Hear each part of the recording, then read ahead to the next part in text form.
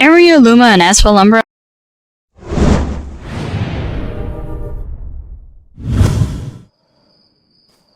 Area Luma and Asphalumbra like Devas. Devas being those of you out there who play NCSoft's moderately popular MMO, Ion, the Tower of Eternity. The rest of you will henceforth be referred to as humans. You see, that's what regular non-Deva folk are called according to the lore. Just humans, not awesome angel people.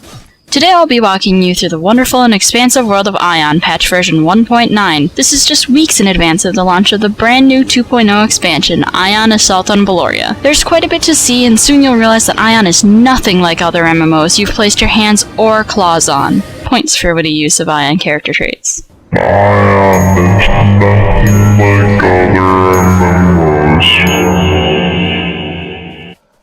This is the character selection screen. From it, you can begin to make your first character. Afterwards, you can create alternative characters to troll other players in the global chat channel without having to fully deal with the repercussions.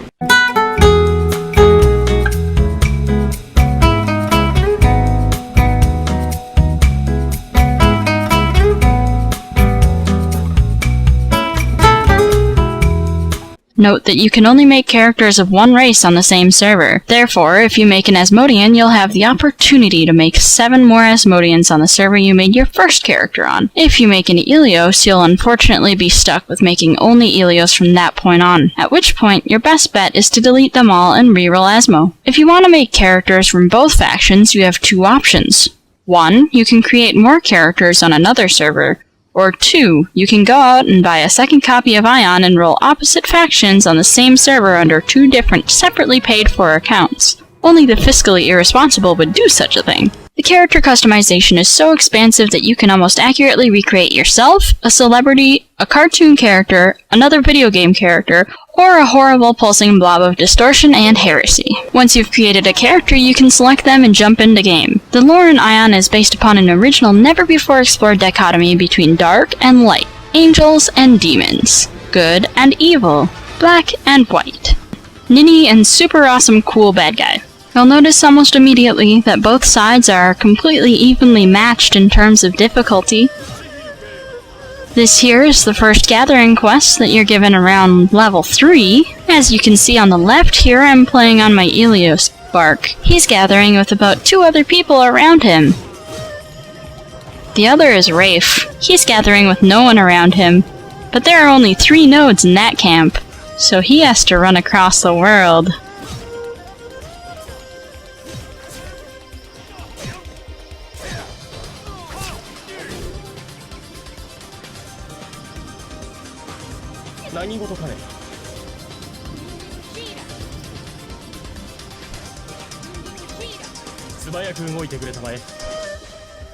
Oh, well, I think Bark's gonna have himself a little nap.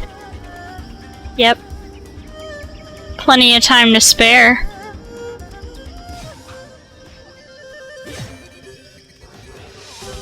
And there's some more fruit baskets. Yep.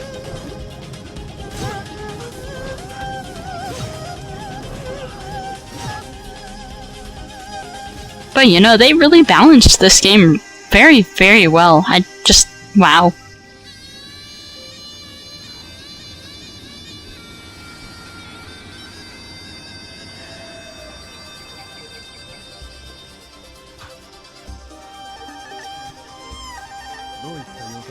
Lore-wise, this imbalance is plain to see. Because of the situation of Asmodee, unsurprisingly the name of the half of the planet where Asmodeans live, the Asmodeans have a harsher and more depressing existence. Some of the early quests require that you collect the bones of brutally murdered prison guards and incinerate them to ease the restless spirit of the guard who was sleeping during a massive breakout in a cemetery prison thing. Of course, there are the occasional kill quests that are depressing only because of how incredibly counterproductive they are to each other. Kill the Carnists that are depleting the Brax population. Kill Brax for their skins so I can make drugs for this tiny encampment situated in the middle of nowhere. Meanwhile, the Ilios are busy waking up sleeping old talking trees with pretty little flutes.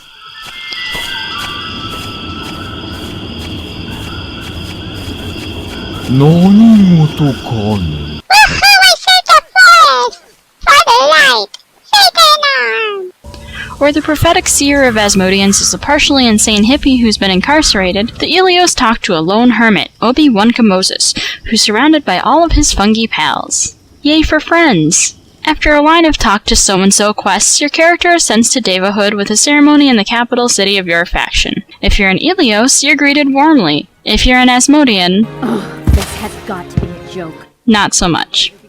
As you may or may not have noticed, I play with the Japanese voice pack installed. あんたの力が必要だ。どうか鬼怒川不評都市を救ってくれ。